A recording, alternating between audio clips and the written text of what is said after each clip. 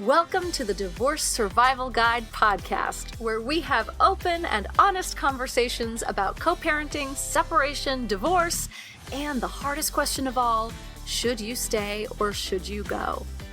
I'm Kate Anthony, your divorce survival guide, and I'm here to help you navigate some of the roughest waters you've ever swum in and answer some of your toughest questions.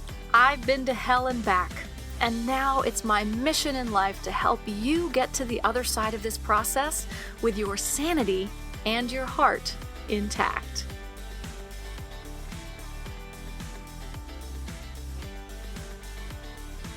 Hey everyone, welcome back.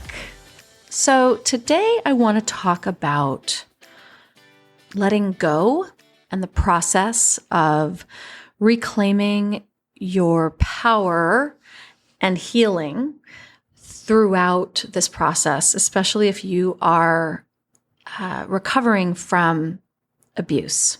The way that I want to talk about this is there's a recurring theme that always comes up with my clients. Always.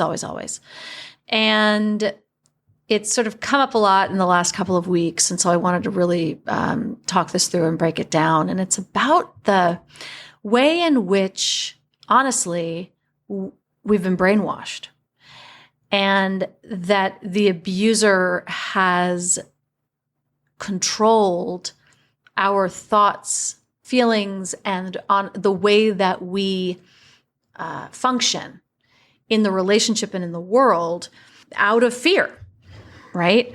In order to be in the relationship, we have had to walk on eggshells, right? We are managing we're sort of mentally managing them, right? We're not saying certain things. Oh God, the children said this. Oh God, no, I have to run interference, right? We are in a constant state of trying to not piss them off. The thing that I said to a client who was really struggling with having the divorce conversation, sort of the final divorce conversation after many, many, many divorce conversations.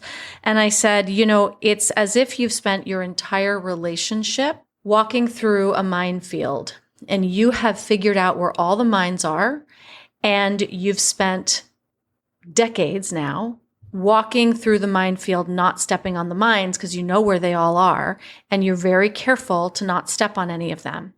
And now you're approaching having this conversation, you are deliberately going to be stepping on a mine after decades of avoiding all of the mines.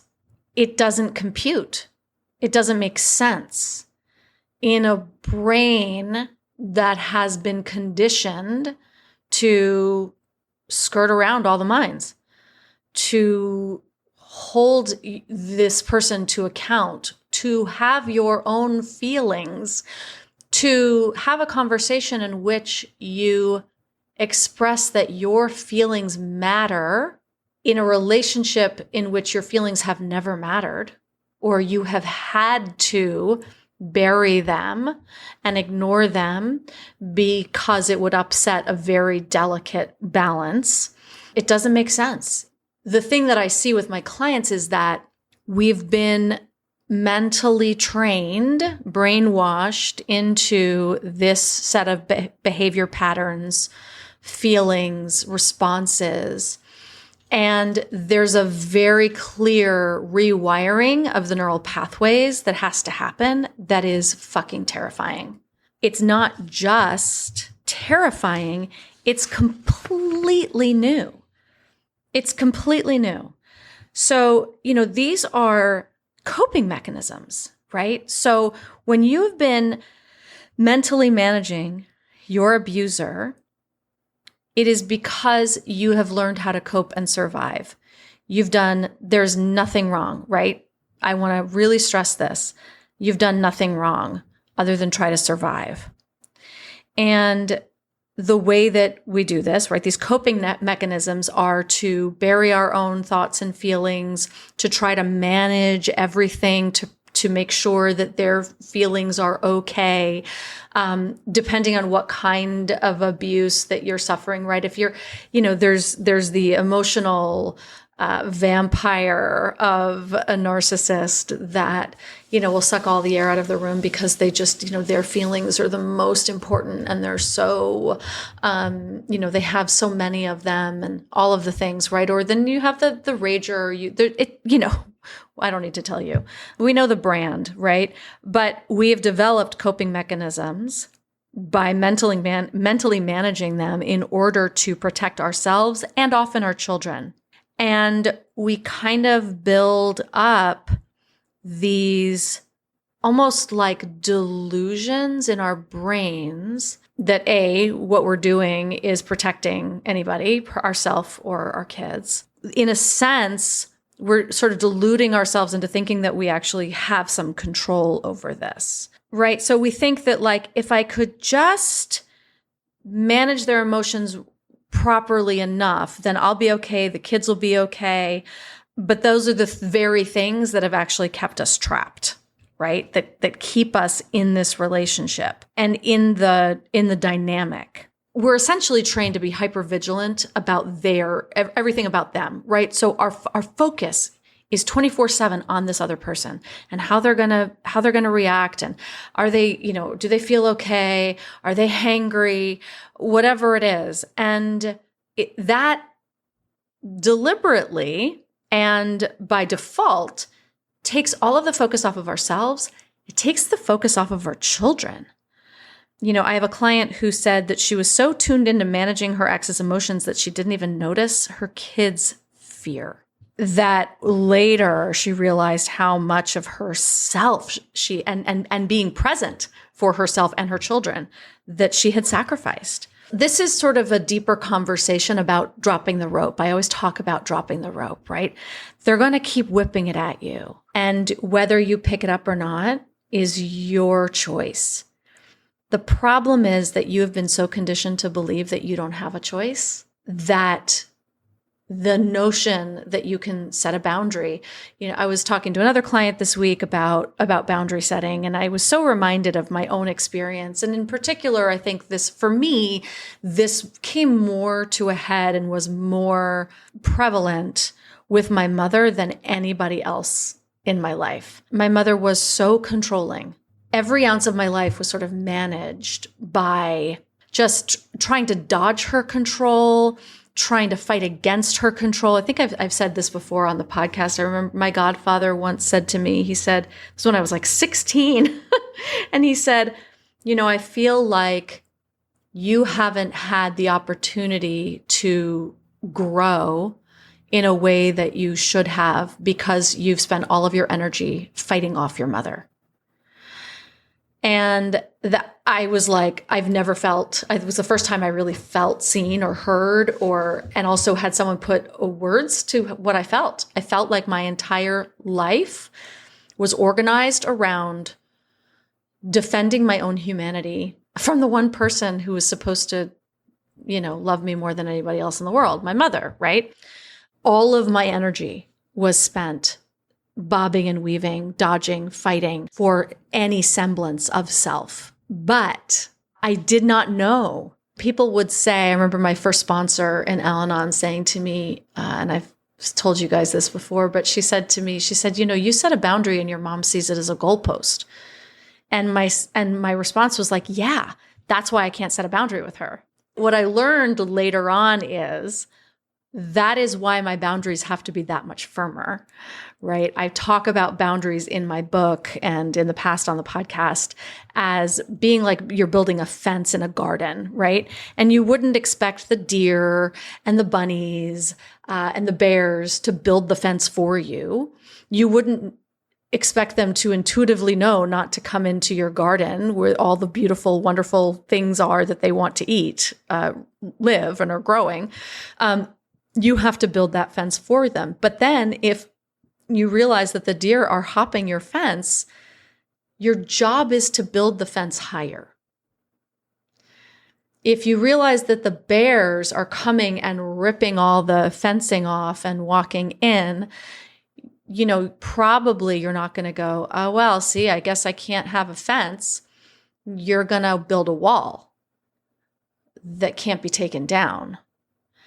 And that is what I had to learn that with my mom, that boundaries were mine. I had to work so much harder than I ever anticipated or ever thought to set the boundaries. And it has changed the course of our relationship for the better on all sides, I would say.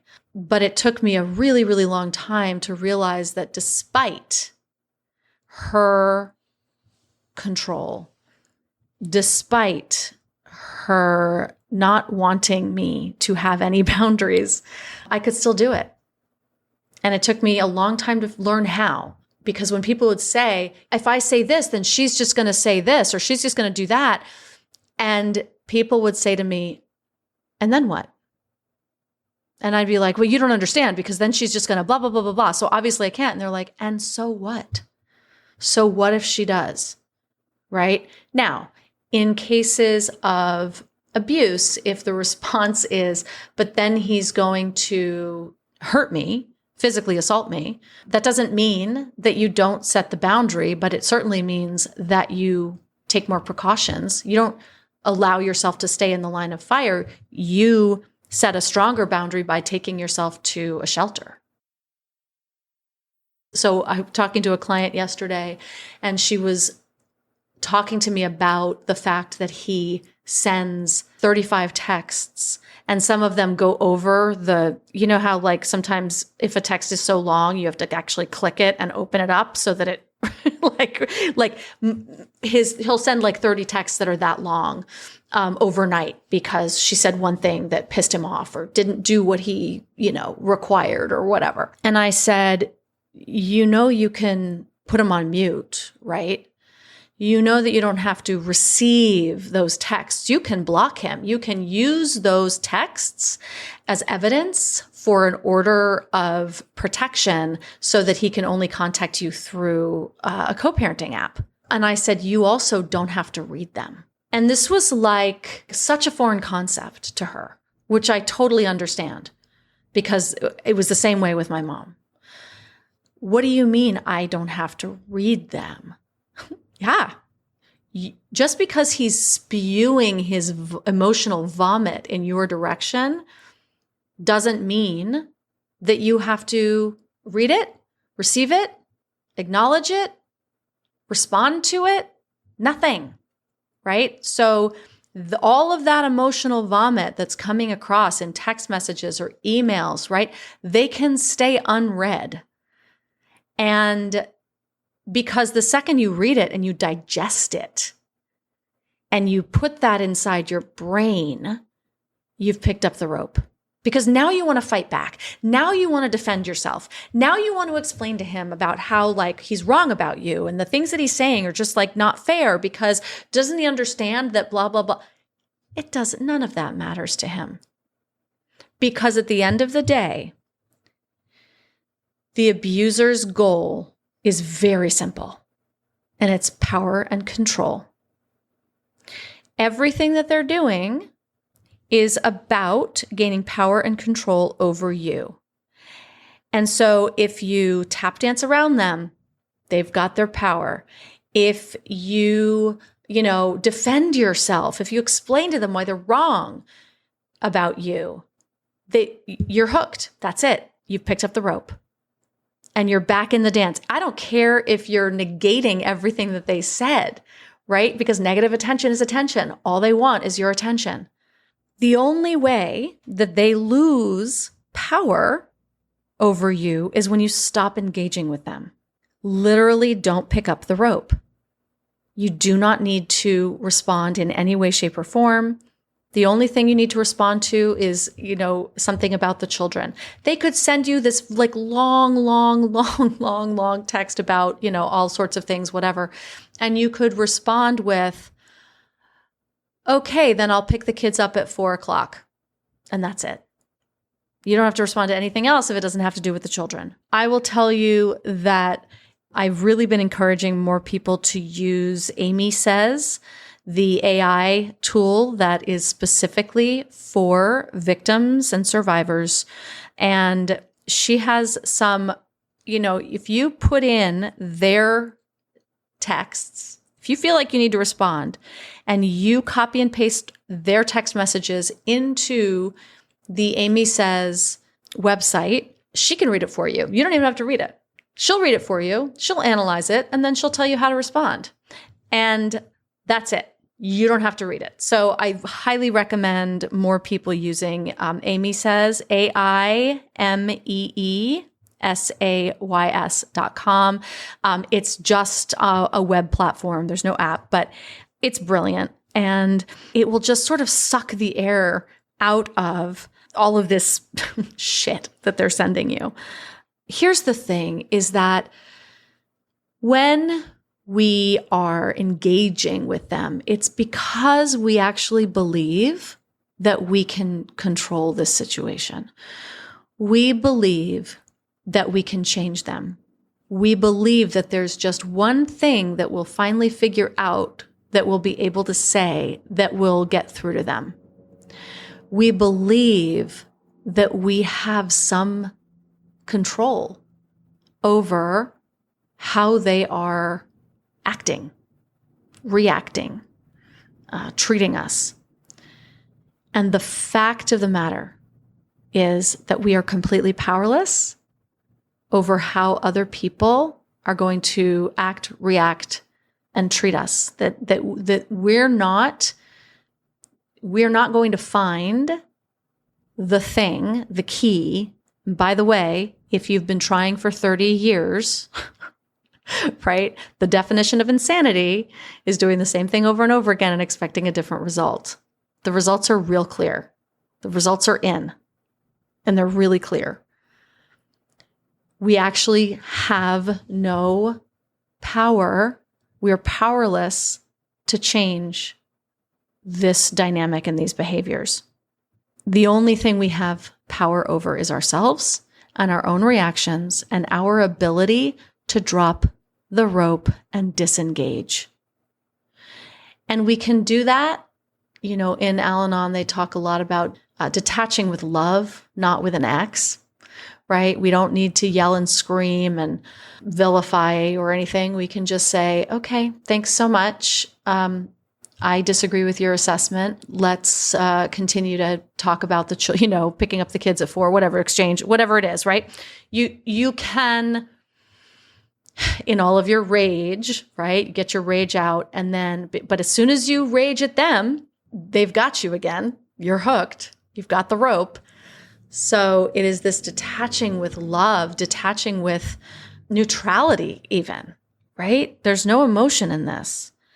There is, as I like to say, we might say something like, yeah, we're not doing that. We're not having this conversation. So I'll see you at 6:00 for the exchange. Or I'm sorry you feel that way. Anyway, moving on, right? Like we just don't have to engage. You might want to come up with a list of non-engagement tactics and words, like phrases that would help in this. And I suggest you like keeping them in your phone, keeping in your notes app or something, so that you just kind of have a go-to of what to say. And then you just repeat it. Listen, when you set a boundary with someone, and that is setting a boundary, to say you actually can't talk to me like that when you're ready to have a conversation about this, let me know. That is dropping the rope and setting a boundary. And normally when we set boundaries with people, they like to push back because they don't like our boundaries. That doesn't mean, like I said before, right? Pushing back on a boundary is, the bear busting through the fence. That doesn't mean we're just like, oh, well, I guess the bears are going to eat all my food now. No, now you reinforce it. If you continue to speak to me that way, I'm going to have to block you on my phone, and we can communicate through a co-parenting app. And if they continue to abuse you on your phone, you block them and invite them to a co-parenting app. And then, talk to your attorney about it, because you don't want to be seen as an uncooperative co-parent. But if you have evidence, with all of, a bunch of harassing texts, you probably have a good leg to stand on. Anyway, my point is that you have the power. There are all of these ways in which you can stop this dynamic. I've had clients say, be so scared of their husband's reactions to the divorce conversation that they're mediating their divorces with someone who thinks there's a chance of reconciliation because they're too afraid to say, no, we're done with this. Now, it sounds insane because, of course, like, well, what are you mediating, right? Like, why are we mediating if they think there's a chance for reconciliation, right? The longer this goes on, the worse the reaction is going to be. The reaction's not going to be, smaller down the road. We have setting the boundaries, and then listen, they're going to react the way that they're going to react. And again, you're powerless over that. Let them have the tantrum. Again, if there's physical danger, you have to take different measures. But, the number of people that say like, but then he's just going to yell and scream. And then I say, okay, great. And then you pick up the kids and you leave. We don't allow horrible behavior because we are, like in our children, right? We don't say like, well, my kid's going to yell and scream, so I guess like we can never leave the pool or we can never leave the birthday party. They're going to yell and scream, and we deal with that, and maybe we put them in a timeout, right? We put them in the room. We say, you know what, you are having big feelings, and I'm sorry that you're feeling like this. And, you're entitled to all of your feelings. I'm going to go in the other room. It's very similar, right? With an adult human. It sounds like you're having really big feelings about this. I really hope that you can find a good therapist to help you work through this. I am not that person. And then you, metaphorically speaking, close the door and leave. The only way for you to reclaim your mental and emotional space and balance and healing is to let go and stop engaging with their games. All of this is about power and control. You cannot manage them. You cannot fix them. It really takes a long time, right? It takes a really long time to get this. It really does. And this is your work. You are not waiting for them to stop in order for you to have peace of mind and clarity. You fucking own that shit, and you get to take it back. A lot of this is about how you're speaking to yourself, right? That you're worthy of your time. You're worthy of your energy. Your children deserve to see you happy. You deserve to be happy. None of this is linear. Healing is not linear. We will all struggle and fall down. I still, this thing has been ongoing with my mother for my entire life, and I have such better boundaries with her. But man, like this week, she drove me up an immense wall. Seriously. And, it's more complicated because she's older, and I do have to take care of her in more hands-on ways than I really fucking want to. But, here we are. I always think about it. I call it like the creeping crud. It's like, you give an inch and man, they're just going to be that creeping crud, and it's going to get all over you, and it's going to be hard to get off. So it's okay to struggle. It's okay to fuck it up. Healing is not linear. It is so important to rewire our brains. This is about neural pathways. The power that we have given our abusers is about the neural pathways that have been developed over time for our safety. We have to start laying new tracks, right, to build a stronger pathway. I always talk about neural pathways like they're like a heavy fibered rope or a cable, right? And you're just laying one piece of fiber at a time. And the first couple of fibers are really not strong. They're not strong yet. They can break easily. But so this is why you have to keep connecting A to B, deliberately, intentionally, until that neural pathway gets stronger and stronger, and that rope gets thicker and thicker, and then you're not breaking it.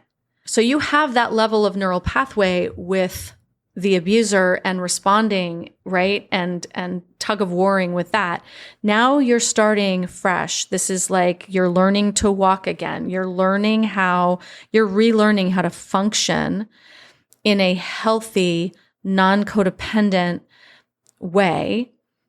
And it's hard and it's new, that will break, but it's the intentionality of, I'm not doing the thing that I've been doing for all of this time. I'm going to start doing this other thing, right? The intentionality is having pieces of information, little things to say, right? Little things to say. And, I'm going to actually create a list of things to say to drop the rope that I will attach in the show notes to this episode. So keep this list handy so that you can just repeat, I call the time, rinse and repeat, rinse and repeat. Rinse and repeat is about not engaging.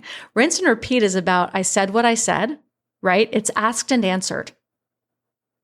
I said what I said. I will say it again.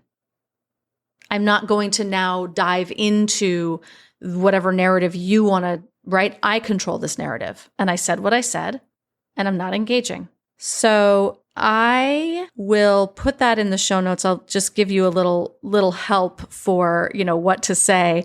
I do this all the time in my programs, guys. This is like I think, I've said it before. I'm Susan Guthrie calls me the queen of communication. This is my jam. My jam is helping you come up with responses and what to say in difficult situations. I do it for my clients in Phoenix Rising. If you're going through a divorce and you need support and an incredible community, Phoenix Rising is an amazing place for that. And I do it with my one-on-one clients. And as you know, I now have my focus strategy sessions that are available, 3 sessions to help you get through this. And I will come up with all of the scripts and all of the words for you for your specific situation. If you're like, I don't know what to say, this sounds great, but I can't figure out the thing to say in this situation, I got you. This is my jam. So your real power is in realizing that the way that you have been brainwashed, the neural pathways that have been connected for survival do not have to define you. They are not you. They were implanted by somebody else. And you can let go of them. But it's going to take some work. It's going to take some hard work. And it's going to take you shifting the way that you are in the relationship. Up until now, you've been trying to convince them to change who they are in this relationship, and it hasn't worked. And so now it's time to shift who you are, because that you have the power to do. You have the power over shifting how you show up in this relationship and who you become throughout this process. So remember that you deserve to be happy, and you can do this. You can. I promise you. I have done it. It's some of the hardest work I've ever done, but I have done it, and I know you can too. And if you need help with that, I got you. All of my programs and everything, as you know, are on my website. If you want some focus strategy sessions, it's kateanthony.com/apply. Phoenix Rising, kateanthony.com/decided. And if programs aren't for you and this, you can still do this work. You can still do it. Download the, drop the rope. I don't know what I'm going to call them. I just came up with it on this as I was talking to you. So I don't know what I'm going to call it, but it's like phrases for dropping the rope or something like that. Well, you know me and naming things. So good at it. Anyway, that's all for today. I love and adore you, and I will see you next time. Thanks for tuning in to another episode of the Divorce Survival Guide podcast. If you like what you hear, head on over to Apple Podcasts or wherever you listen in and leave me a review. And don't forget to follow me on Instagram at the Divorce Survival Guide. I'll see you next time, and until then, remember, you My love deserve to be happy.